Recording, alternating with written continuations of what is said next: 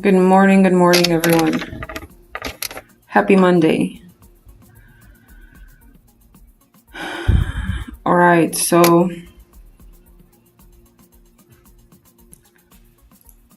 let's see what we have for today.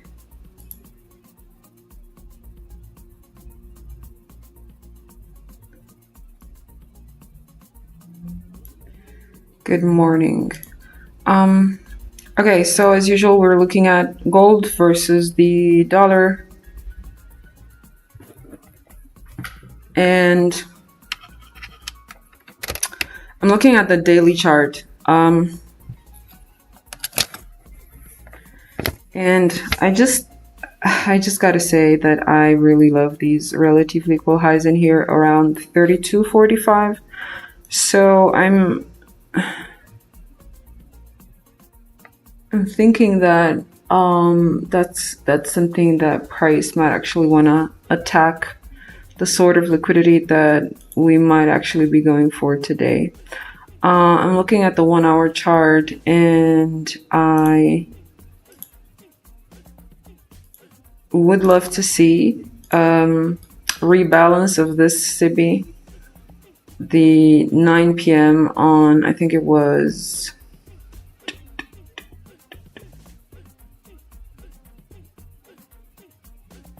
9 p.m. on Sunday. 9 p.m. on Sunday, so it was basically, I guess it was during the, it was during the Asia session. But yeah, we'll see, because for now,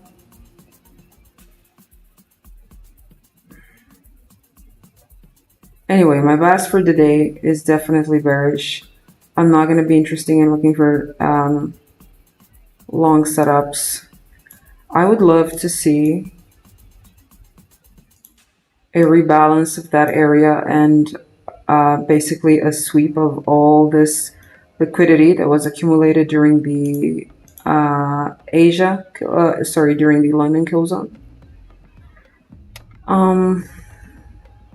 But at the same time, I'm also seeing price sort of like potentially rejecting from 12-minute open and June true open, which these two levels that I have marked here, and which overlap.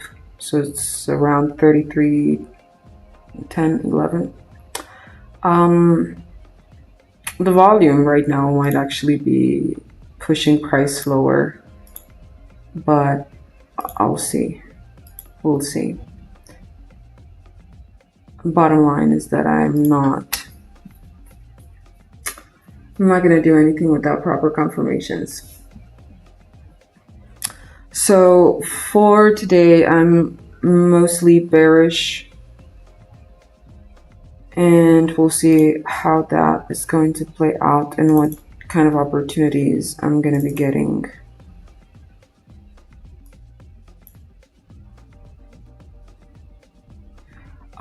Also, I can definitely see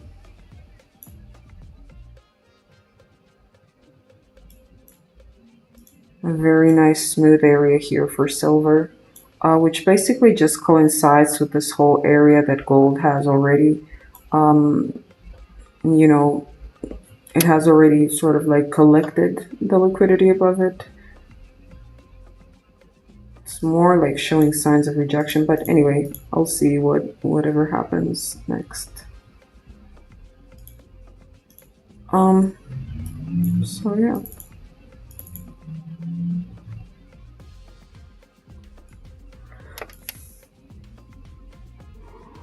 So what have you guys been doing during the weekend?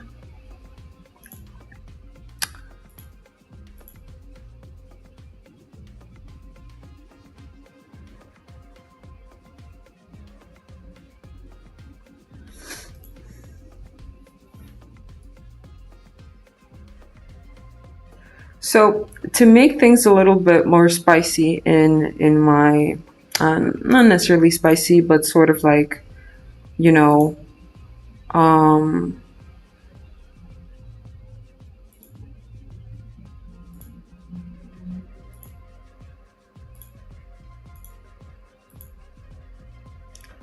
sort of like more interesting and engaging, I was actually thinking of doing some sort of challenge here during the live streams.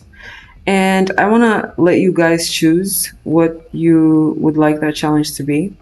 I have two proposals.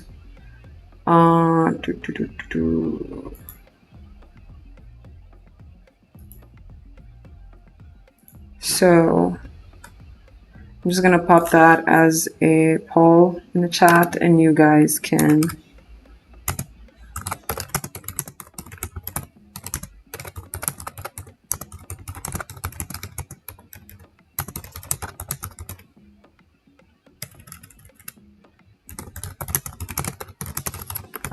actually vote in the chat. So what type of challenge would you guys like to see here during the live streams? And we've got option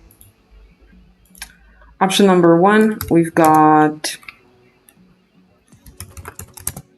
create a small account at a classic brokerage firm with own funds.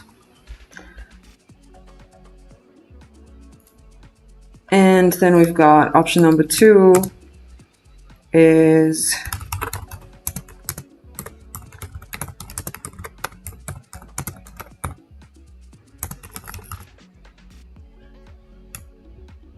trade a challenge two-phase account from start to first payout.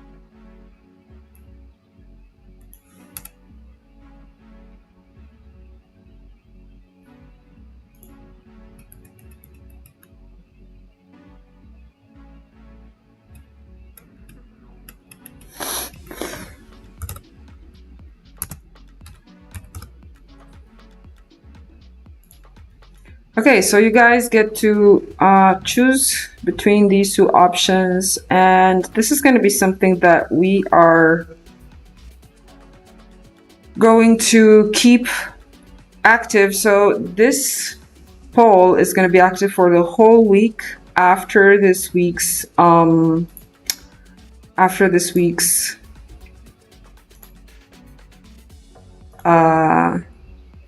live streams.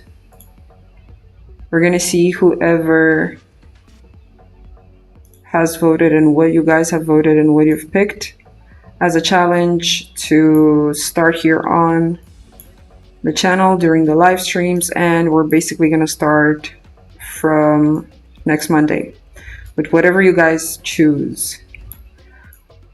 All right. Now, I just want to make it clear, if you guys are going to pick between these two. So for example, if you're going to pick the first option, which is just trade a small account at a classic, brokerage firm using own funds, I will be the one deciding what funds I'm going to start with, and I will also be the one deciding what brokerage firm I'm going to be using.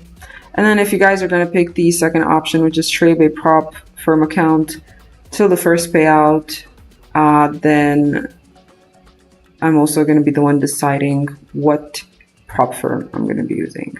All right. So I'm really, really curious to see what you guys what you guys are gonna pick. Like, really curious. Like, you guys have no idea. Really, really curious.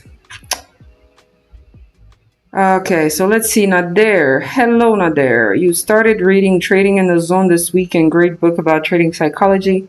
Got a new, fresh perspective from it, and I think it helped me identify my issues in my trading. Well, that's great, because you guys know what? Trading in the Zone is a great read if you're into trading psychology books. I would also say that the playbook, I forgot who wrote it. That's also a very good trading psychology book.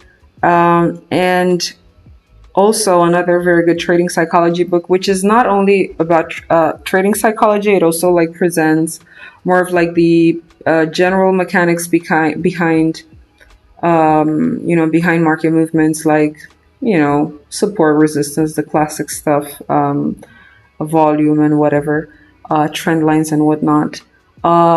It's called Naked Forex. Naked Forex, yeah. I forgot again the name of the author, but it's also a very good read, a very interesting one. And if you guys are interested in, reading trading books, just know that reading books that will only describe a trading strategy is not going to help you, because it's like the same thing as it's basically like the same thing as looking on YouTube, watching on YouTube like a new Forex influencer or something like that, and just looking at that guy's or that girl's strategy. And if you don't have your psychology in place, you're just never gonna follow anything that anyone might actually say to you or show you or teach you or whatever. So yeah. Also, I think it's a very good starting point to kind of like pinpoint your struggles in trading from a psychological standpoint, obviously. But you guys have to really understand, and this is something which I also seem to forget from time to time, especially lately. The fact that the way you do something is the way you do everything.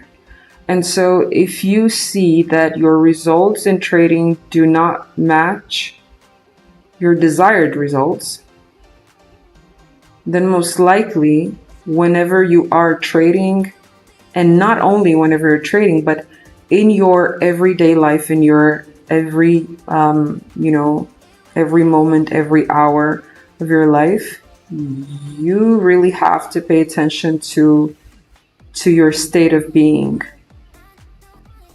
Like, are you usually like really upset, really, I don't know, do you feel like everything is hard around you? Do you get angry really fast, whether it's with your colleagues, whether it's in the traffic, whether it's anywhere? Do you feel like you have a lot of hardships and you just think about it all the time? You always like verbalize, oh, this is so hard, this is so stupid, I don't like this, because you can only attract more of what you already are. And if you are in that state of being most of the day or most of the days, then it's no wonder that we're actually attracting the same, right? Like attracts like. So I would say, if you are struggling with trading, and this is something that I'm actually saying to myself right now, if you're actually struggling in Forex, in trading in general, you just really have to pay attention to what you normally are like during the day, and just pay attention to your state of being. like lately I've been really struggling with thoughts about, you know, loneliness, unworthiness, a lot of imposter syndrome, and you know, it's there's two options, right? You're either going to sit in that state of being for the rest of your life, and no wonder the results are going to be like worse and worse, or you're just going to get tired of it eventually and you're going to say, okay, I got to do something to get out of this state. And honestly, with me personally, one thing that I struggle with is that, especially lately, is that I have a lot of things in my mind that I want to do. I have a lot of projects going on in my mind, like a lot of things that I want to start. And I just don't know where to start from, you know? And I just feel like blocked. It's like I feel like I can't move. And I've recently came across, I forgot how it's called, but it's like a frequency chart. I'm sure you guys know it. Let me go ahead and ask GPT what it's actually called like.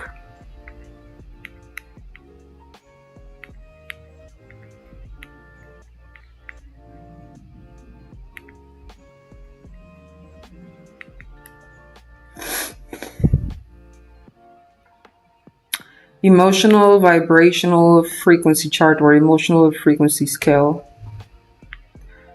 It's, yeah, map of consciousness. David Hawkins.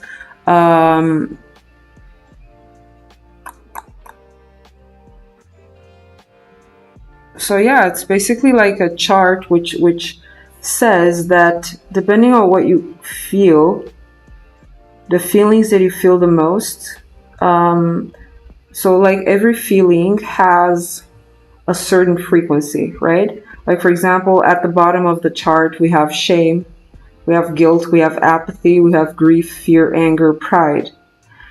And think about it like this. Whenever you act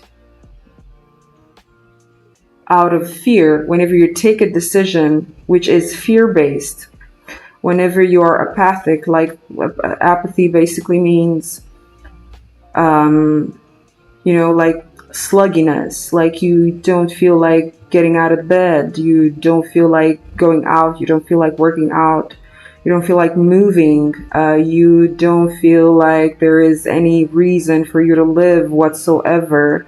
It's many times associated with like depression or confused with depression, but it's mainly just not wanting to move, you know.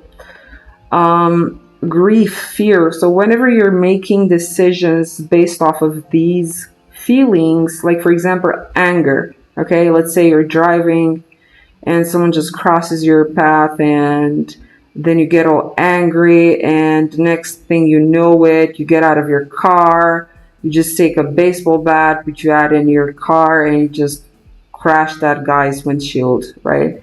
The other guy's windshield. And that is you taking action from a state of anger, and your frequency is really low at that point. Like the lowest vibrational frequencies are going to be found in emotions like shame and guilt. And it's not only doing things because you're ashamed or doing things because you feel guilty, it's also doing things that will keep you in a shameful or a guiltful place, right? And that's just going to keep you in a low frequency state. And then a little in the middle of the chart, we have courage. So basically that's the threshold for empowerment. That's when you sort of like, when you do things out of courage. So doing things out of courage, what exactly does that mean? It basically means just making sure that you're not going to succumb to fear. Oh, I'm afraid to do this. I really want to do this, but I'm afraid to do it. So I'm just going to decide not to do anything because I'm too afraid to do anything. And whenever you are finding the inner power to, move away from that fear-based inactivity and just start doing the things that you are thinking about doing, that's actually courage. So being courageous doesn't mean doing extreme stuff, okay? Being courageous means including doing simple stuff that just basically freak you out, okay? So courage can only be something which you experience when you do something that you are most afraid of.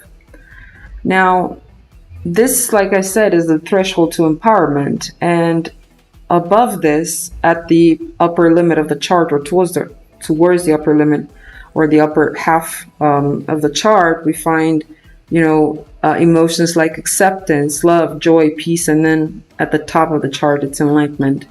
I think that with us as traders, we often operate from the bottom of the chart whenever we're trading. And let's take them one by one. So for example, shame, which is at the very bottom of the chart. Okay, the frequency for shame is like 20. It's just the lowest. Okay, just remember, it's this chart is from like 0 to 1,000, right? That's the highest frequency bar, 1,000, right? So shame, which is at the bottom of the chart, which basically just puts you in the lowest frequency possible. Let's think about when would we act as traders out of shame. Like, for example, let's say the reason why I personally haven't been so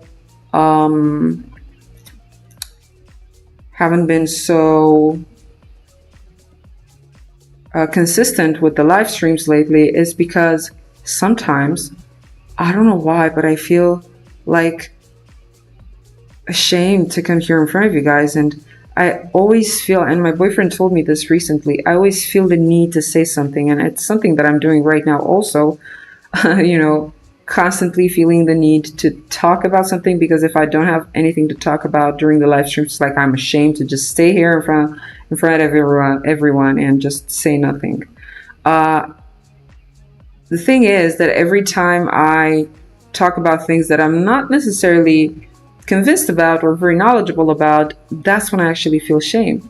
And me doing that, even though I know it's not something that I'm very familiar with or very fond of, or it's not necessarily a subject that I've mastered or understood to the point where I can actually talk to others about it, but I still do it, because otherwise, well, I'm ashamed to just sit here in front of you guys and not say anything. That's when I'm actually just perpetuating that level of shame, and I'm still perpetuating me doing and being in that shameful state. Right now, because this is a subject that I really love, and thank you, Nadir, for actually just giving me the spark to talk about it.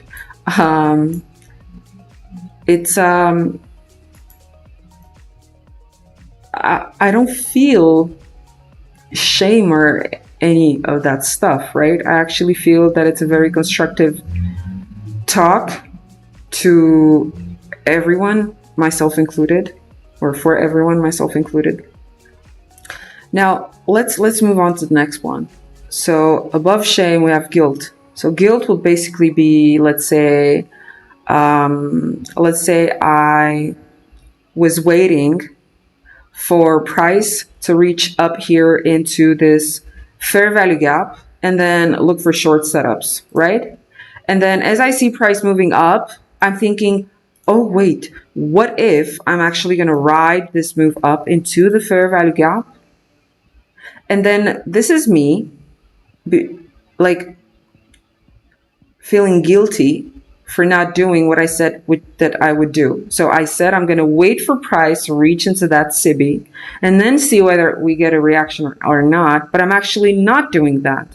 So one thing that's really going to make you feel guilty, and it's one thing that will really decrease your frequency, your overall frequency, is going to be saying that you're going to do something and then not doing it. Okay? Shame and guilt go hand in hand. Like, for example, when I tell you guys, okay, I'll talk to you guys during the tomorrow live stream, I've already made a promise that I'm going to make a live stream tomorrow. And if I'm not going to make it first, I'm going to feel guilty for having said that I'm going to do something, but I'm actually not doing it eventually. And then I'm also going to feel ashamed again because I said that I'm going to do something, but I actually didn't do it. And then that's me just perpetuating this bad combination of feelings, shame and guilt.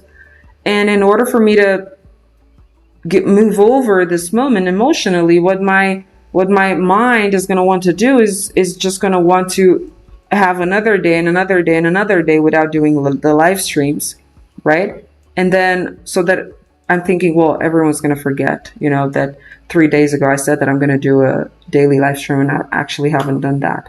And what I'm actually doing without even realizing is, I'm just perpetuating shame plus guilt, which is a very bad combo.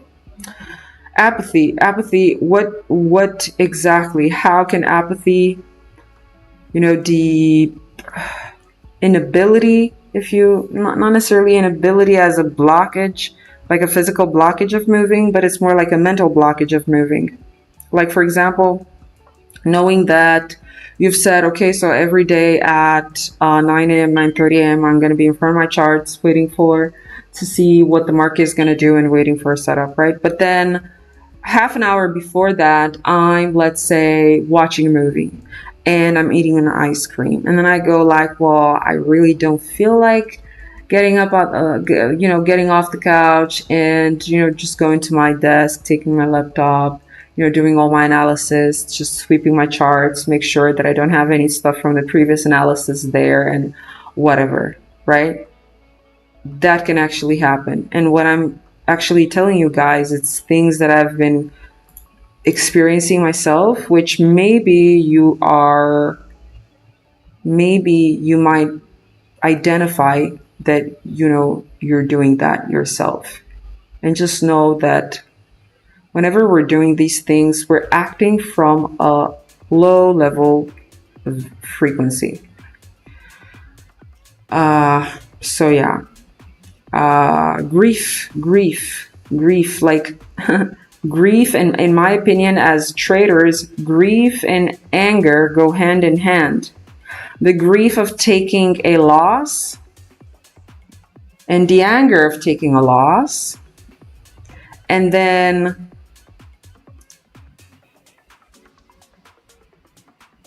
what this combo of feelings is going to do is it's going to make you act out of pride and say, well, I'm just going to be able to recover all of this loss in one single trade, and I'm just going to increase my lot size to do that. And pride and overconfidence in trading, to me, it's kind of like the same thing. And I really think that every time, and I'm mostly talking about losses that are taken without actually following your trading plan. So whenever you take a trade without actually following your trading plan, and that trade is going to end up in a loss, that's going to make you feel a level of pain that you wouldn't normally feel if you would lose a setup that you've actually taken based on your trading plan.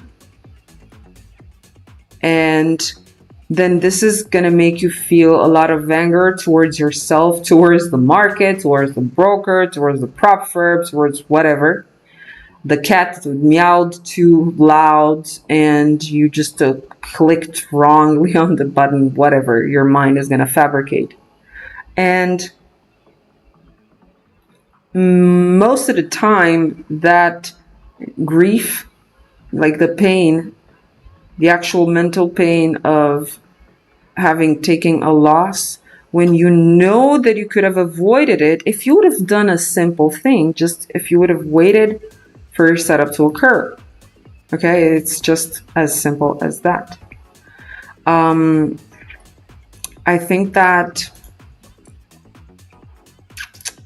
really is a bad thing. And many times you're going to want to recover that loss, and you're going to make a decision out of pride and anger because you want to cure the grief of losing with the excitement of winning, and you're actually blinded by the fact that you're taking the decision, you're making the decision to take yet another trade without an entry confirmation, yet another trade without a proper lot size, without proper risk management, just because right now your mind is prioritizing getting rid of the grief, the pain that you feel because you took a loss that you could have otherwise avoided by just waiting. And right now you're just willing to do the same thing. You're willing to not wait, you know? It's just impulse, right? Impulse trading. And many times that's why it comes from. That's where it comes from. Next thing would be courage. Courage, for example, the courage to wait for a setup to form, right? You need a lot of courage to be able to not click the button, just as much as you need a lot of courage to click the button whenever you get an entry confirmation based on your trading plan. You also need a lot of courage to cut the losses short whenever price doesn't move the way you've anticipated it to move. You also need a lot of courage to accept the fact that, well, this time I was wrong, and that's absolutely fine. Courage goes hand in hand with acceptance, because when you make a trading decision out of courage, okay, you also at the same time accept the fact that even though you're acting out of a, you know, state of courage, it might not actually go the way you've actually planned it. And you accept that. And when you take a trade out of courage and out of acceptance, you will also have a proper risk management. You will also have a proper lot size calculated. You will also have a proper entry.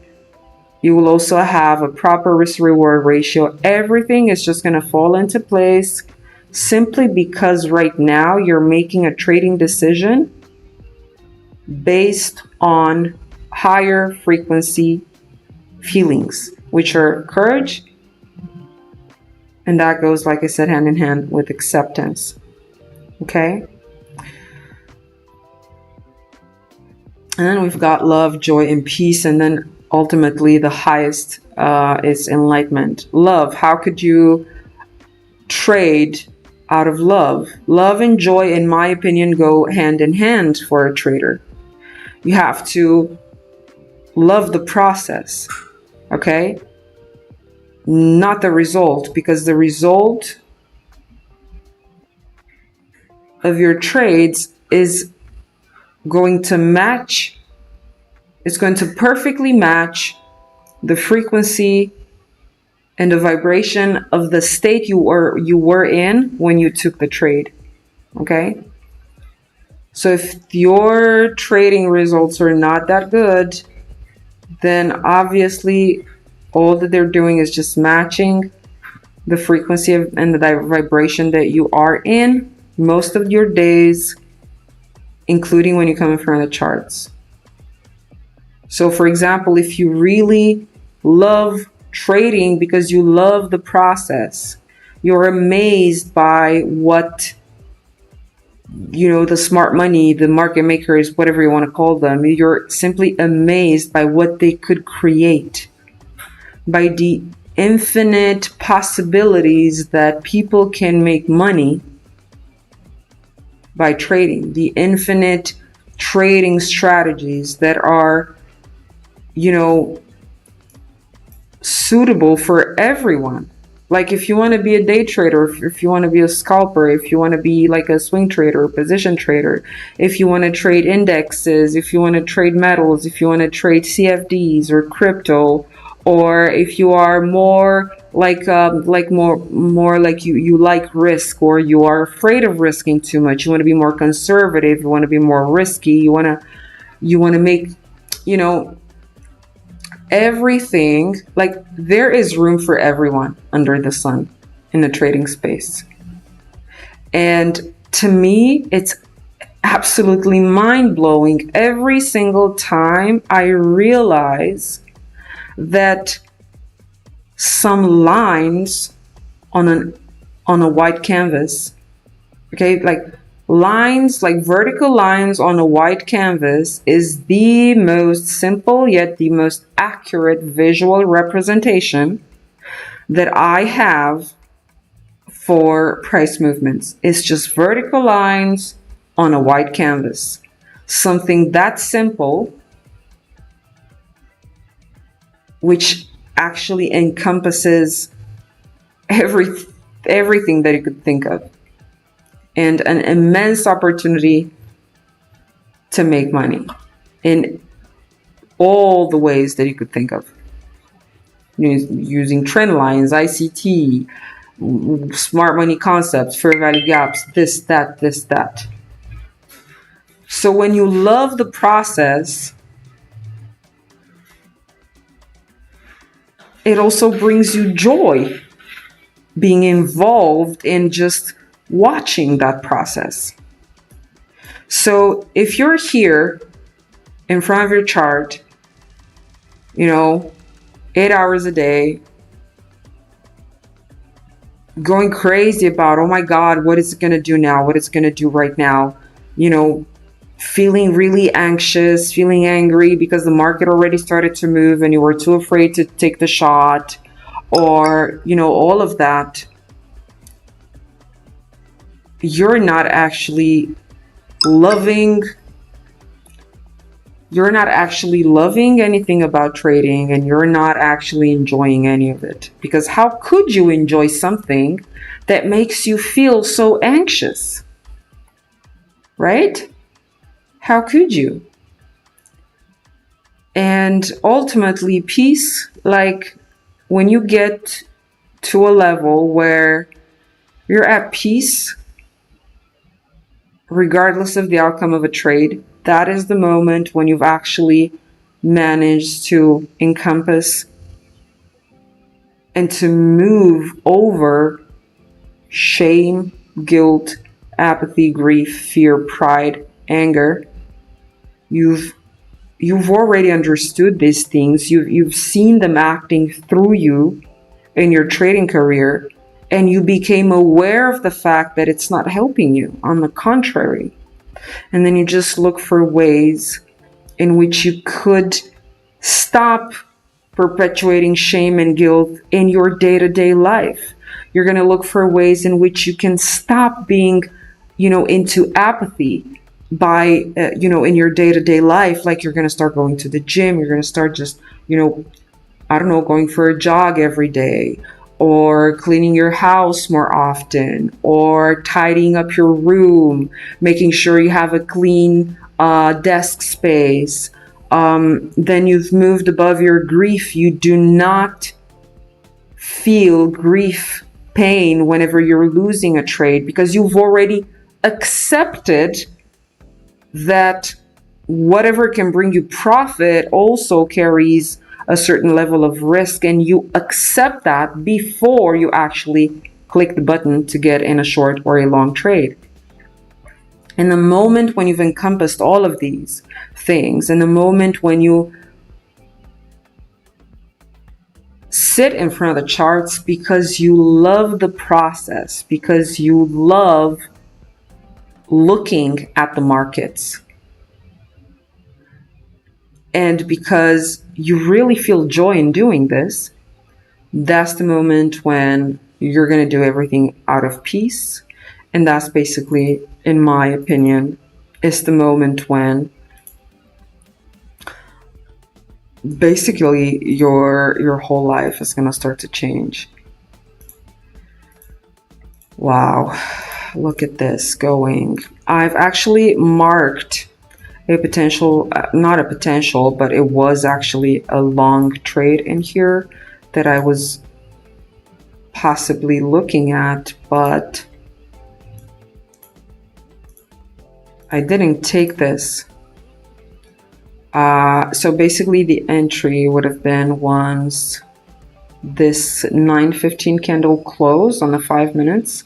You can see that gold stopped into this BISI and silver actually went under the low at 8:30. And then it rejected off of that level with the same candle 9:15, the same candle that gold rejected from that BISI. What I didn't really like about this was the fact that my stop loss was going to be a little too big. So if I would have entered here, my stop loss should have been at the midpoint of the, what's that, not 9:15, at the midpoint or even under the 8:25 candle. And that would have been quite a lot. 60 to 70 pips, a lot. And my win rate, not my win rate, my risk to reward ratio wouldn't have been that big, because if I would have taken the trade here with a stop loss, let's say around here, okay, so why around here? Reason why it's around here is because this I think it was 8:25, yeah, 8:25 candle, that's the bullish order block, and price didn't retest that prior to giving us the entry candle, the entry confirmation. And basically that's where you have to consider that maybe price might want to retest that order block again prior to moving in your direction. And if I would have done that, my TP would have been here, and it's just 1 hour.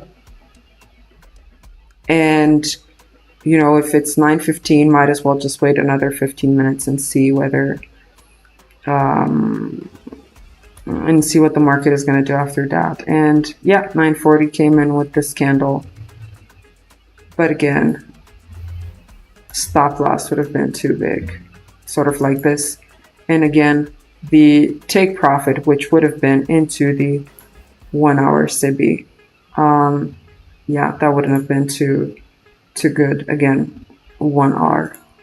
So I'd just rather sit this one out. I'm just going to mark the sell side liquidity that there is here, okay, on both gold and silver. And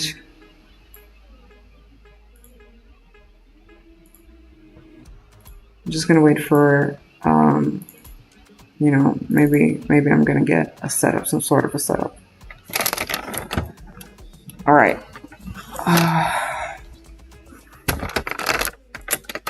You can see that I'm positioned in another place of the house right now. I'm just, the decor behind me is a little different. Okay, now, what happened here? So you see that exactly like I said at the beginning of the live stream, we had this nice, you know, buy side liquidity area here on silver. We're just going to see whether it's going to reject from there or not.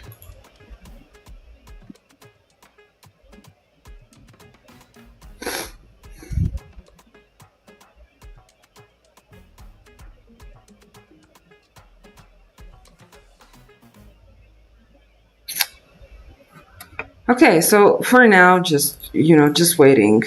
Let's see what you guys are saying here in the chat. Whoa, you guys are really chatting, aren't you? Simona, she also started reading that book. Let's see.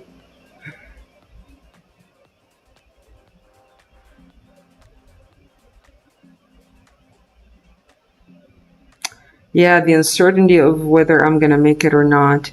Yeah, I think uncertainty comes because you haven't taken the time to build certainty. You know, it's built and building certainty in trading, around trading, it's really simple to do when you have tools like backtesting software. And obviously, prior to that, before you know what to backtest, you got to know what to backtest. Like before backtesting, you got to know what to backtest, right? So you need to have a trading plan, an edge, how a lot of people call it nowadays. Like basically a trading strategy, a set of rules that's going to be in the simple form of, if this happens, then I'm going to do this. If that happens, then I'm going to do that. So yeah.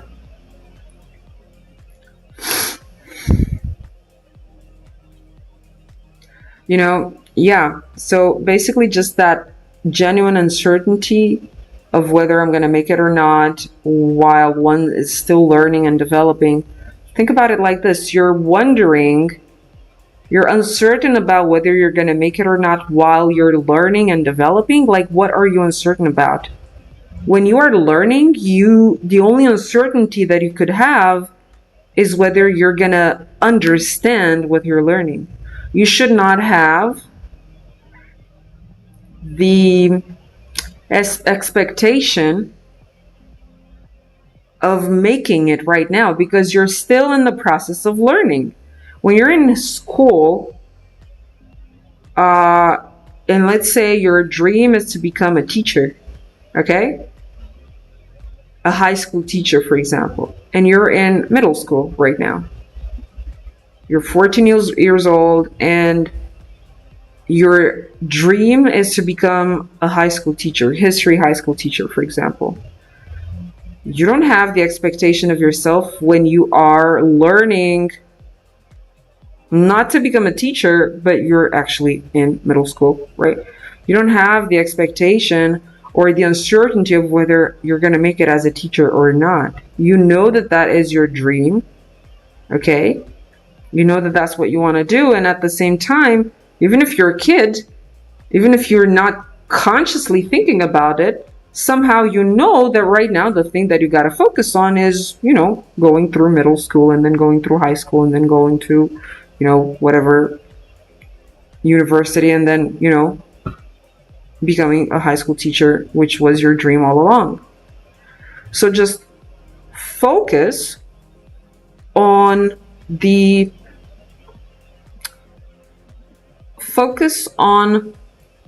the season of life you're currently in.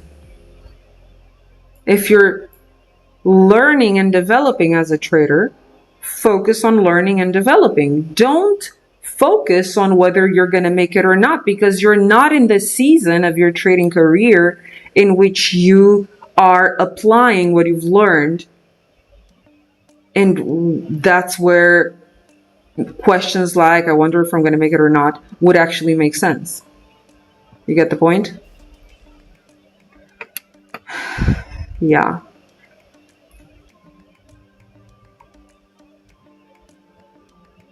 Yeah, I agree, Nader. Yeah. Consider it a hobby until you make it. Consider it a hobby. Consider it an activity of learning and developing skills and not applying skills. Because this comes in steps, you know? It really comes in steps. And then the first step is wanting to do this, you know? And the second step is acquiring the skills and the knowledge to do it. So you're in your learning and developing stage. And then you start to apply it. And then after you've applied it, you take a lot of notes and you journal it out, you know, most of your trades, to make sure that after a month of applying, 2 months of applying, 3 months of applying, you're going to be able to, like, you're going to have a set of data, a set of information that's going to help you identify whether your applied knowledge is producing the outcomes you're expecting. Yeah. And that's when you can actually think about stuff like, you know, oh, I wonder if I'm going to make it or not. Because those questions make sense when you're in the stage at which you're applying what you've learned. And yes, having that pressure of having to get there ASAP is, yeah, definitely, it's psychologically detrimental.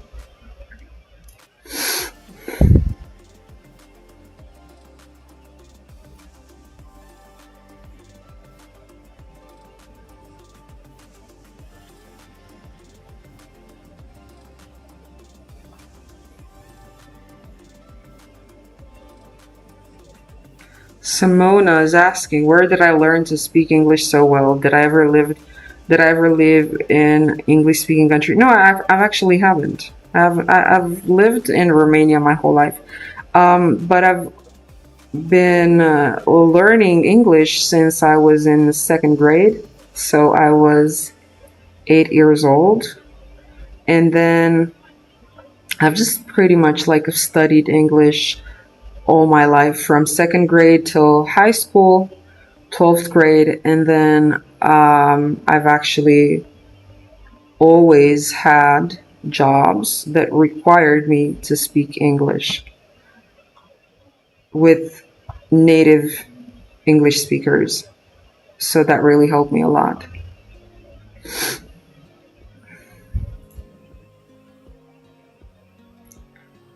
Okay. Doop, doop, doop, doop, doop, doop.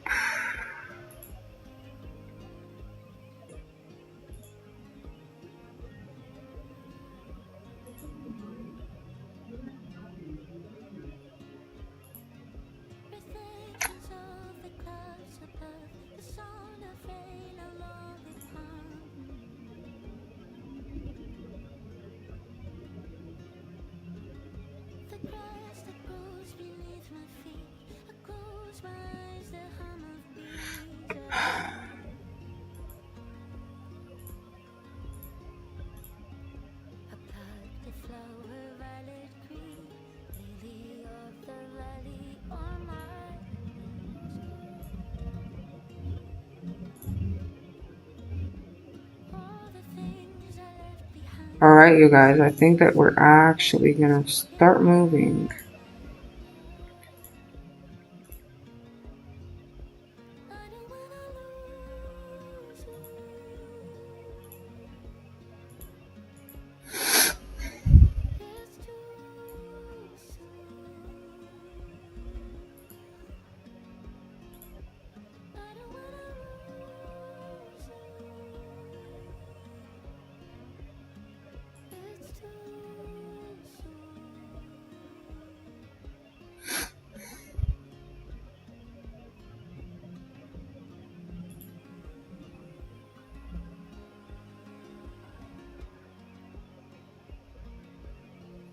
So what I'll do, I'll wait for a 5-minute fair value gap to form. SIBI.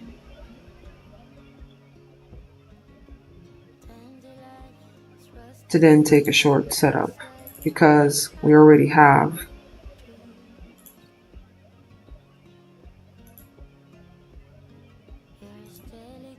the SMT. I've got the SMT where gold took buy side liquidity, and I'd really like to see it creating some sort of a bearish fair value gap on the 5 minutes. I don't want to consider that a 1 minute setup would have been enough, even though I did see this here forming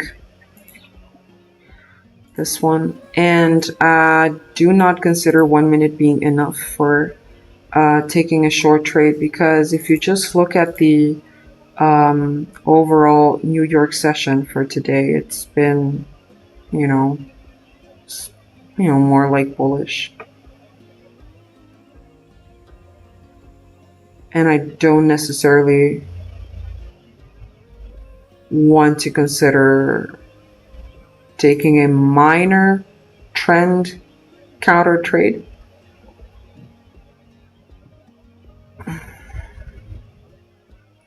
on the 1 minute. Even though that would basically mean just losing on the opportunity, you know, just missing the opportunities. But I guess we were talking about acceptance, right? Yeah. Okay.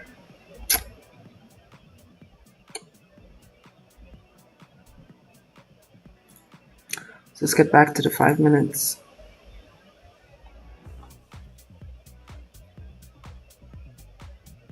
Also on a daily chart, like on a daily chart, price closing, where is that? Price closing above the bodies of these candles here would basically just mean like a classic breakout, right? A bullish breaker. But then my question is, well, we've got 2 candles closing above there, then why is this candle bearish? And then Friday was unable to push higher even though it was a bullish day. Even though it was a bullish day over here, and it was unable to push higher.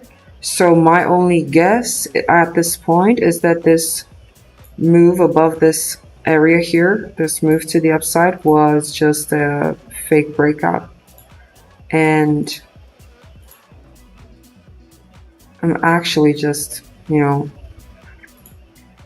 considering the price might actually want to push lower, because you see it closed above this area and then it closed back inside the range, you know. So I'm thinking more that we're gonna get throughout this week like a move lower into this equal lows area, sell side liquidity area, 32.45, something like that. Also, price closing under here. And yeah, I know you're going to say, well, okay, but price closed under there, and then it actually, you know, closed back inside the range and closing above that area. It's a sign of bullishness. Yeah, it could be just that we've swept that buy side liquidity and then just started to move lower, creating relatively equal lows. And right now, I really do believe that that's going to be the drawn liquidity for this week. So mostly bearish for the week. I might be wrong, but for now, this is what I see.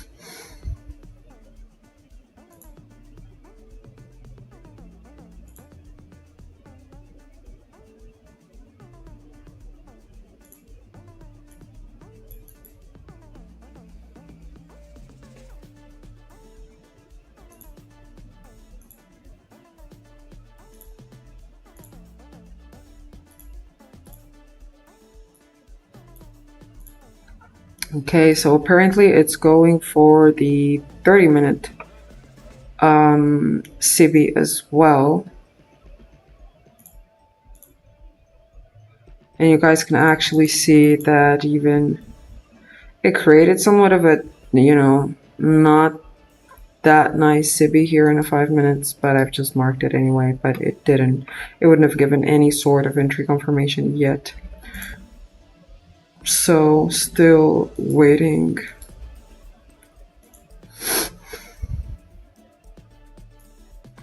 It's really interesting to see what it's going to do once it reaches into the 30 minutes CB.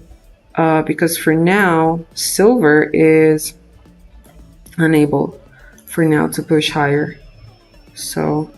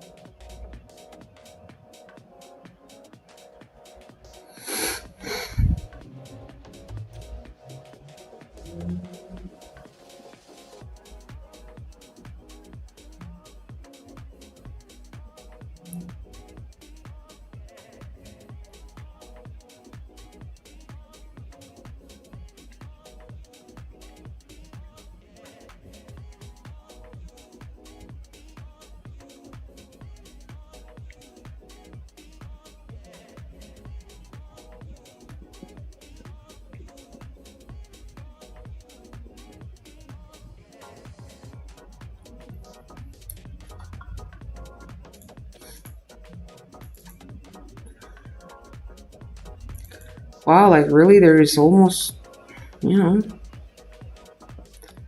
there's nothing happening, but at the same time there is a lot happening. Like, it's so weird.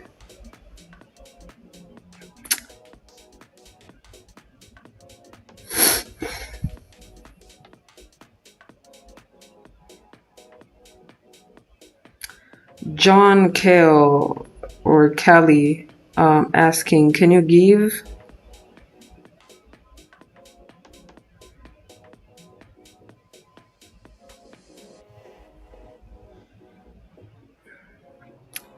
give a brief explanation on how you use silver as a divergence? Yeah, sure. I can definitely do that, even though I've done it so many times. I'm just going to do it once again. So here's how I use silver for divergence. So for example, if I have gold, right, creating a high and then a higher high, okay? And at the same time, silver is creating a high which coincides to this high on gold. And then silver is creating a lower high, right? Now, I want to see if, because normally they're supposed to be directly correlated, meaning that if one makes a higher high, the other one should also make a higher high because, like I said, they're directly correlated. So the fact that silver is not making a higher high, it's making a lower high, at the same time with gold making a higher high, now I have to think, well, is the move higher on gold just a fake out? And the confirmation, like the thing that's going to give me the confirmation that this move higher, this higher high is likely to be a fake out on gold, would be if gold is going to create a bearish fair value gap. So if gold is going to be creating a bearish fair value gap after gold created a higher high and silver created a lower high, then the SIBI is going to be an extra confirmation that the buy style liquidity that gold swept above this high could actually be used to pair it with smart money short orders. And the SIBI is just the first indication that smart money are creating imbalance to the downside. So if you want to call it like increased volume to the downside, selling pressure, resistance, I don't care how you want to call it. Okay, to me it doesn't matter how you call it as long as you just understand the concept behind it. So then I'll just wait for gold to rebalance that fair value gap, and then once it reaches there, it should give me a bearish candle closing off of that fair value gap, and that would be my entry candle. Obviously, ideal is that all this thing is happening on the 5 minutes. If you're going to wait for this happening on the 15 minutes, it's also going to play out. However, you're not going to have that many setups a week, let alone a day. If you're going to wait for this to happen on the 1 minute, you're going to have a lot of opportunities, but not all of them are going to be high probability. So not all of them are going to work out nicely in your favor. So I would say that the best, the best balance between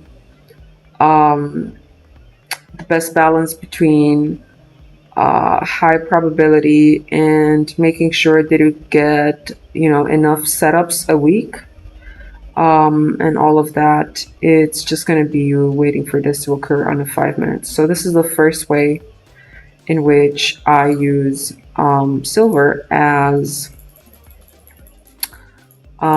silver for divergence with gold. The other way is, let's say that I've had price moving on gold, right? So price moved with a lot of volume to the downside, and it created a fair value gap, okay, a bearish fair value gap. And now you see price on gold going up into that fair value gap, okay? So therefore, it's creating a lower high, right? Now, at the same time, silver is creating a higher high, okay?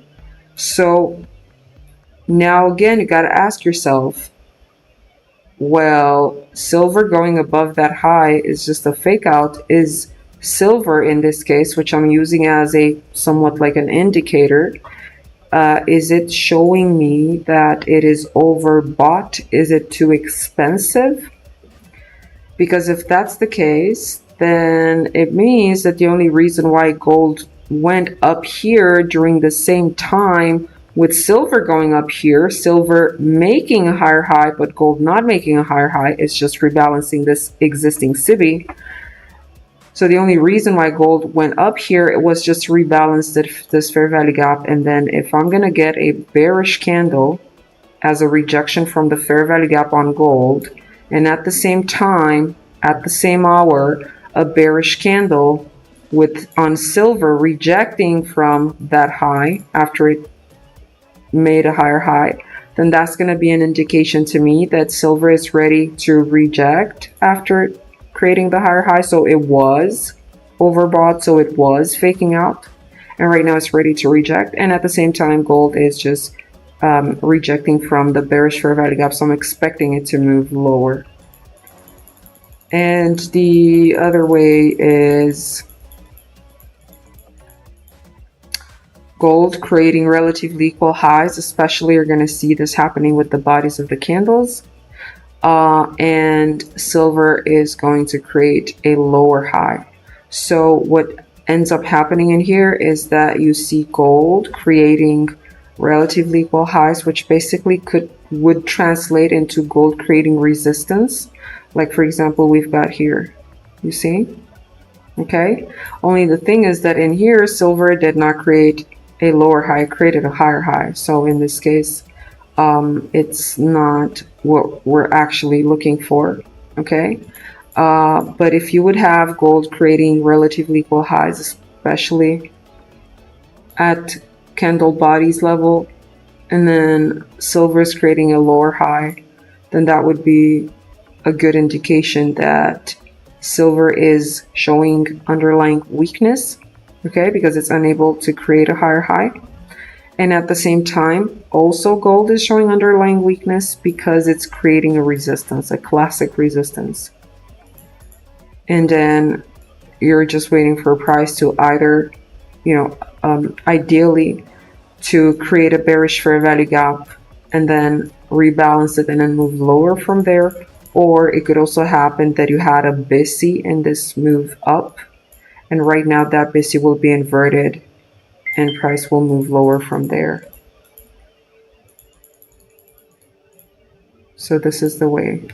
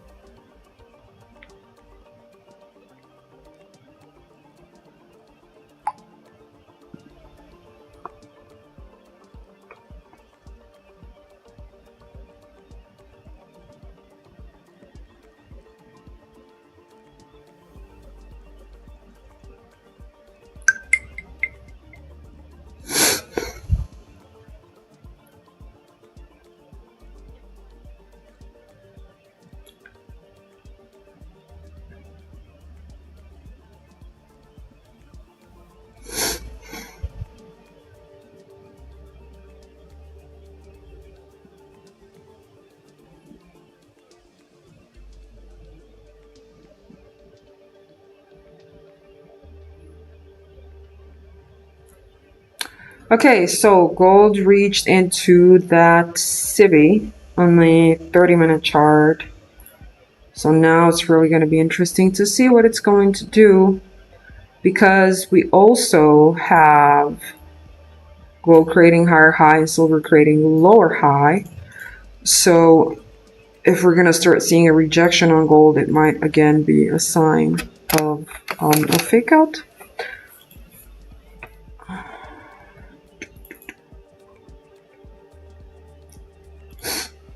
So let's see, what's it doing here? If I were to say something, it would be this: accumulation, manipulation, distribution. That would really make sense.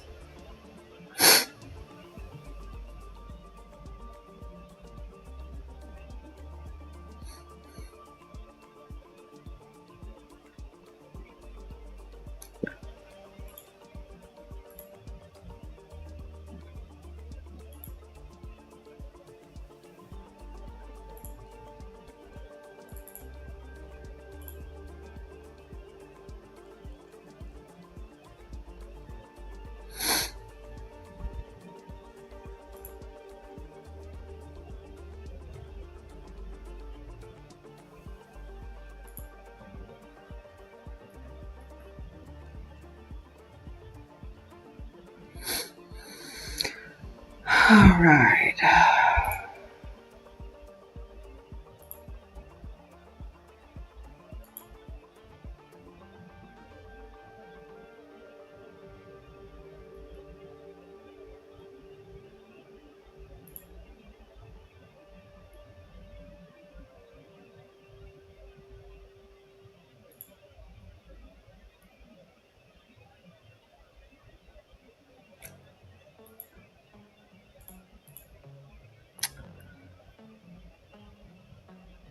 Does time of day have a big part in your strategy? Well, obviously, I want to be trading around volume hours, around kill zones. So yes, it does have a lot, like a big part in my strategy. And I think it should have a big part in everyone's strategy. I really think it's extremely important. Okay, so you guys are voting. Don't forget to vote the poll in the chat. What type of challenge would you like to see here during the live streams? Option number 1 is trade a small account with my own funds. And then option number 2 would be trade a prop firm account and take it to the first payout. So we're gonna vote on this for the whole week, and then at the end of the week we're gonna see what's the winning option. And starting from next Monday, that's gonna be an active challenge that I'm gonna do here on the YouTube channel.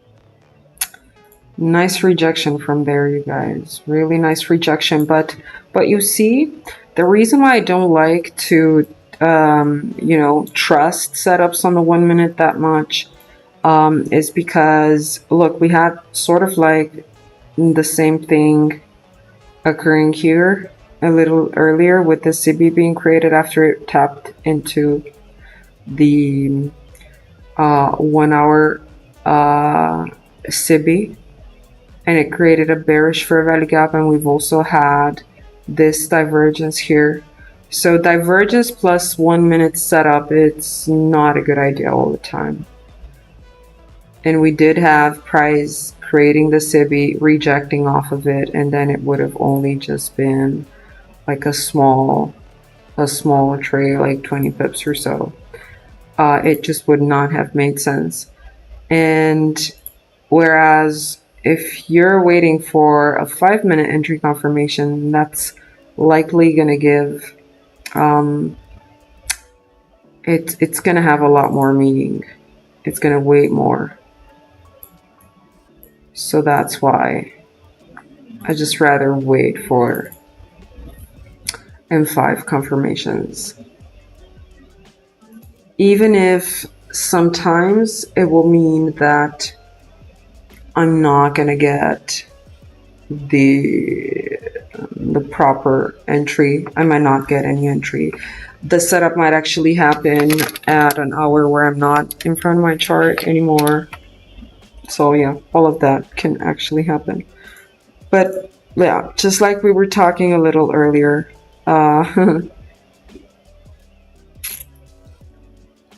just like we were talking a little earlier, just acceptance.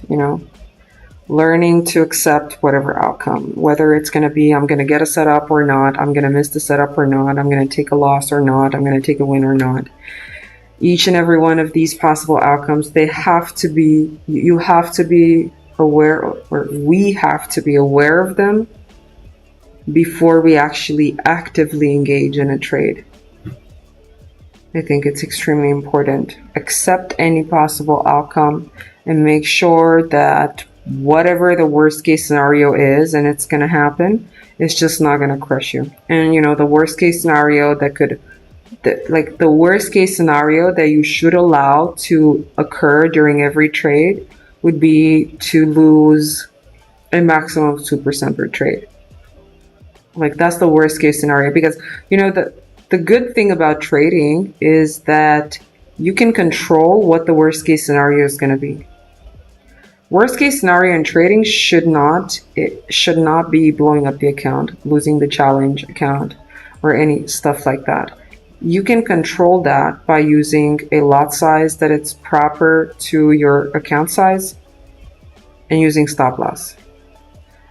And whenever we're not doing that, we're just opening up to a worst case scenario that is out of our control.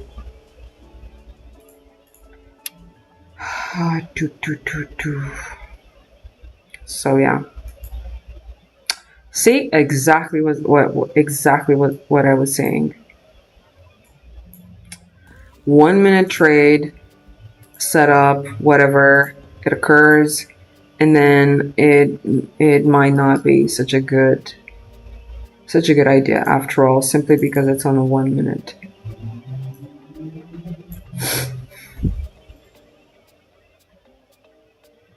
Okay, let's also mark this area here, because that was also like SMT buy side. All right. So this was New York from Friday with pre-Asia from today. And that's buy side area.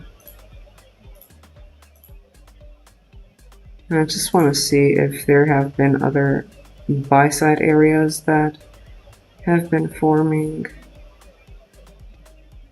Yeah, there are. So this one over here, and then we've also got this one.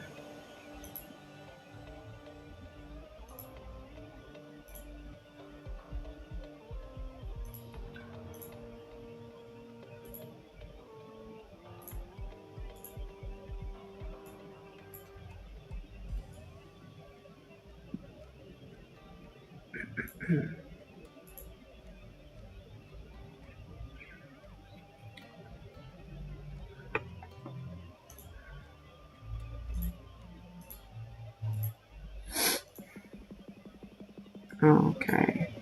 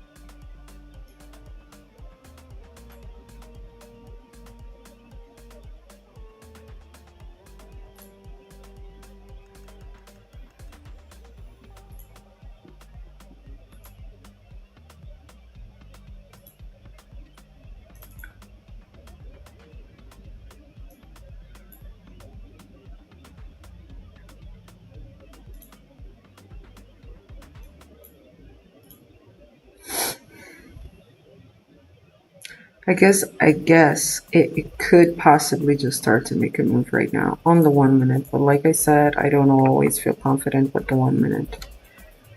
Even though this candle rejection from here also starting to move under the opening price of the current 1 hour candle, that could actually really drive price lower.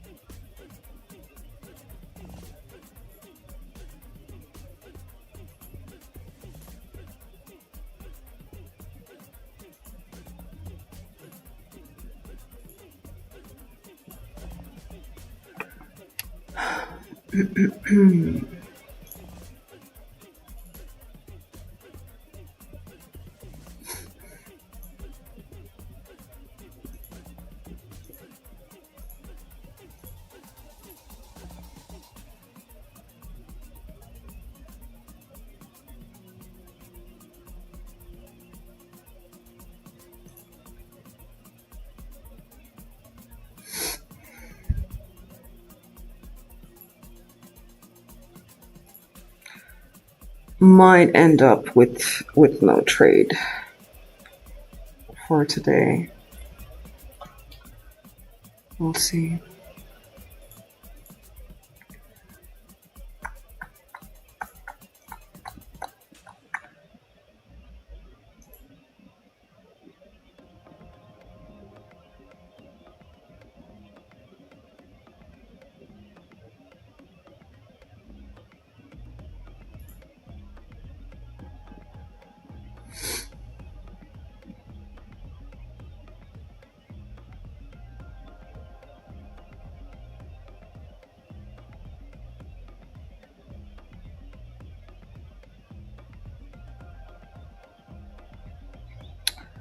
So Simona's asking, what does CVCPCB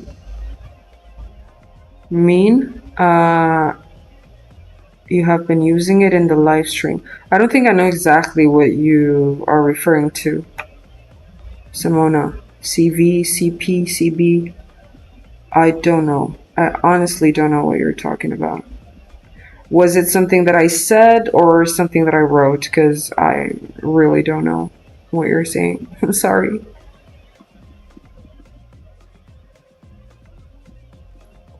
Guys, I also have a question. I want to know if there is, like, anytime you want to... Sibi and Bissy. Yeah, not there. I think you're right. Yeah. Okay. So, Simona, SIBI, SIBI, sell side imbalance, buy side inefficiency, it basically means a bearish fair value gap. And then BISI, SIBI, sell side imbalance, buy side inefficiency, bearish fair value gap. And then BISI, it's buy side imbalance, sell side inefficiency, it's basically just a bullish fair value gap. So it's nothing crazy. Bullish fair value gap or bearish fair value gap. It's SIBI, it's bearish fair value gap because it started with S from sell side imbalance. And then BISI, it's buy side imbalance, bullish FVG.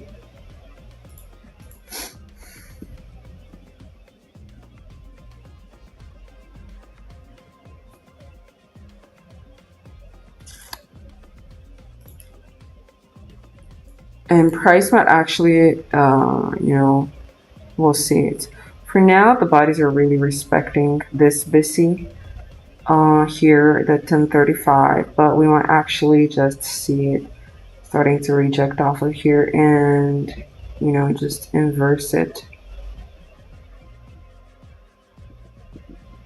which would basically,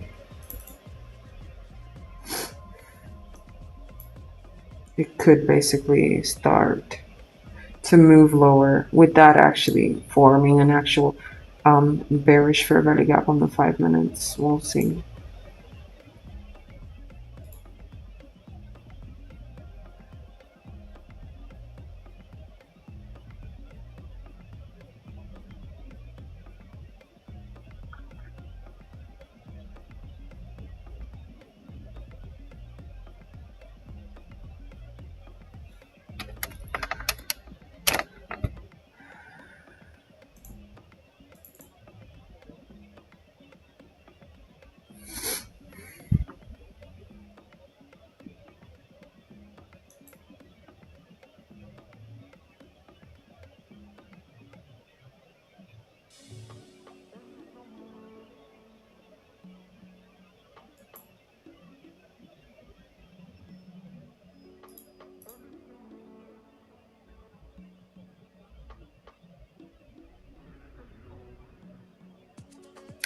Okay guys, so if you are new here, don't forget to vote in the chat the challenge that you guys want to see here during the live streams. So we're gonna do this poll for the whole week up until next Friday, and I really want to know if you guys want to see here on this channel, if you either want to see me trading a small account with own funds or trade a prop firm account and take it to first payout. So we're gonna vote for this for the whole week, and then starting from next Monday, this is gonna be an active challenge here going on the channel.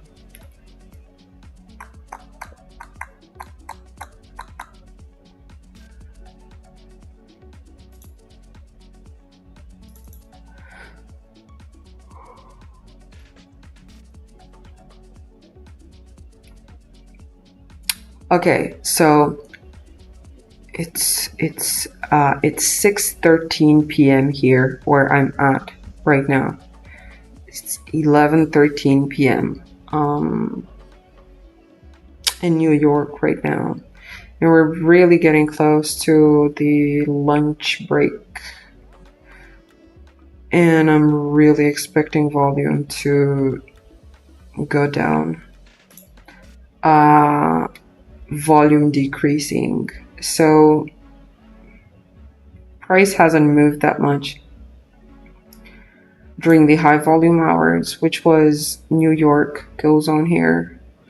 I mean, it only moved for like 200 pips, which I know that's a lot, but you know, comparing to the norm that gold has been having for the New York session lately, like 400 pips and whatever, that's pretty low, especially since this is something that has happened for the whole session.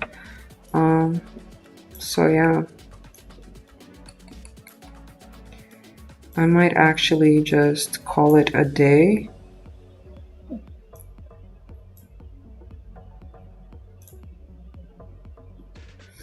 Because there really isn't a lot going on at this point in the markets, and volume decreasing, so it's probably just going to keep ranging for now. I mean, I can already see it ranging.